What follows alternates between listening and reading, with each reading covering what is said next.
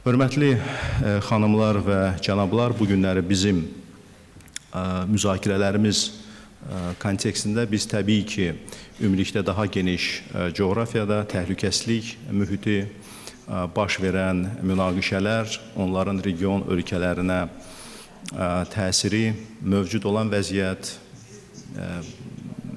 müxtəlif istiqamətlərdə inkişaf etmə ssenariləri və bir sıra digər məsələləri müzakirə etmə imkanımız oldu.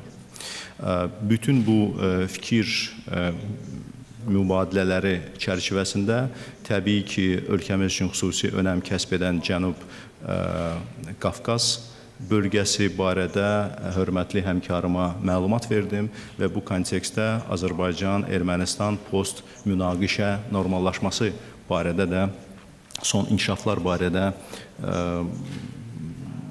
xanım ali nümayəndəni məlumatlandırdım.